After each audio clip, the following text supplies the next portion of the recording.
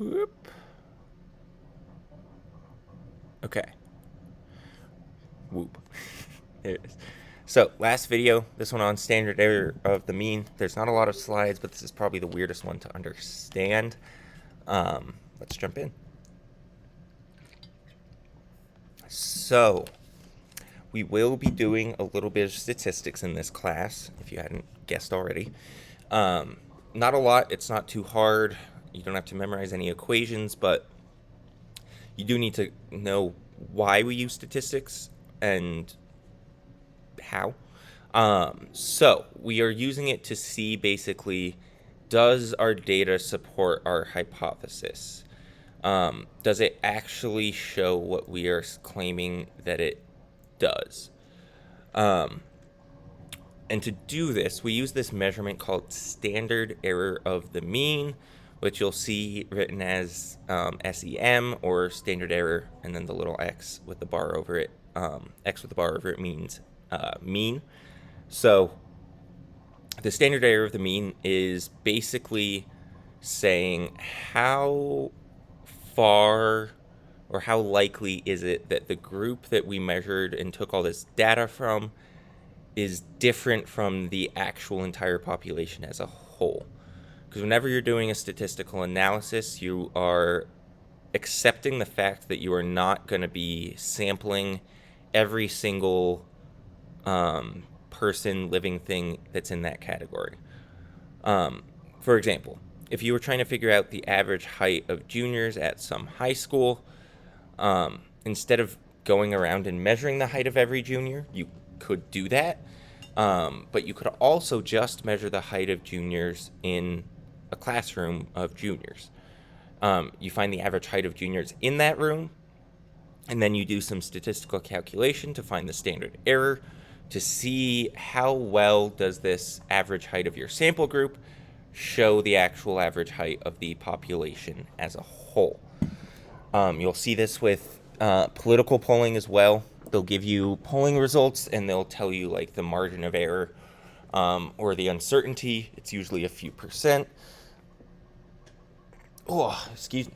And that is just acknowledging the fact that no, they did not poll everybody in the country to get that data. They polled a representative number of people, did some statistical analysis, and said, we believe the actual population is this percentage within a few percentage points of error.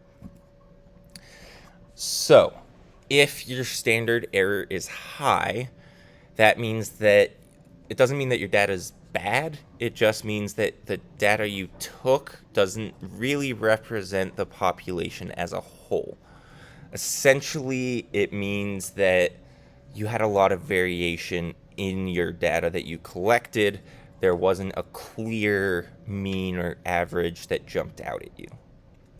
If the standard error was low, that means that the data you took does pretty accurately represent the population, and there's very little variation in the data collected.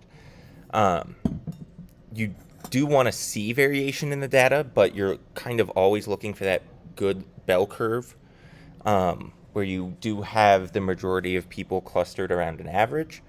And so if your data is so spread out that you don't see that, there's no bell curve of people clustered around an average, tells you that you probably aren't looking at enough of the population. The equation for it is on the equation sheet. They have the equation for the mean, the standard deviation, and the standard error.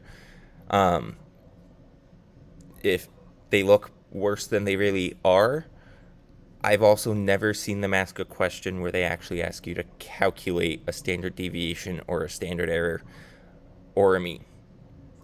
They'll sometimes ask you questions like, what would happen to the standard error if the sample population got bigger, the sample size got bigger? But I've never seen them actually ask you to calculate one of these. But they could. If they did, I would think they would give you a standard deviation and just ask you to calculate the standard error, because you don't have a ton of time to answer these questions. Where these do show up more, though, is in statistical significance. So generally with our graphing questions and with some of our FRQs. So anytime we run an experiment, we make a hypothesis. We can only actually conclude that our data supports our hypothesis if it is statistically significant, meaning the averages of the two groups within two standard errors do not overlap. So if we look at the change in plant mass over time between weeks 2 and 3, those error bars overlap. And so we cannot actually say that the plant changed in mass over between weeks 2 and 3. Generally, we like to see this when it's graphed. You can do it mathematically. But to graph it, I'll talk about how to graph it on the next one. So we're really looking for, do these error bars overlap or not? If they overlap, there is no difference in the data. If they don't overlap, there is a difference in the data. We're operating under this standard rule of 2 standard errors, which equates to a 95% confidence that any differences between two groups is actually there and not due to chance. And when we say due to chance, we mean just ultimately it does come down to kind of coin flips. If I wrote an experiment and I said my hypothesis is if I flip a nickel, it always lands on tails, and then I flip a coin 2 times and get tails twice, I'd be tempted to say I've just confirmed my hypothesis.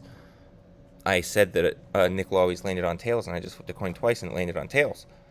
But if I graphed my standard errors there, we would see that I've not flipped nearly enough coins to be able to actually say anything about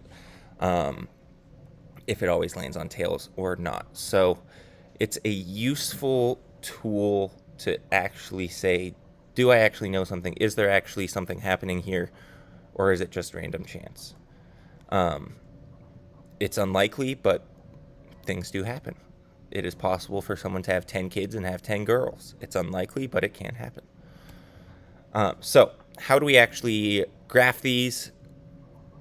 What you want to do, you'll be given a data table, and either in the actual measurement column or in its own column, you'll see the standard error of the mean given, often with a plus or minus in front of it. And so what you do is you go plot your data point as normal. So I just go A is 20, plot that as normal. And then if my standard error is 2, in this case, they want me to graph 2 standard errors of the mean. Most of the time in the data table, they actually give you 2 standard errors. But to graph a standard error, you just go up and down the magnitude of that error. So they're plotting 2 of these standard errors of the mean. 2 times 2 is 4.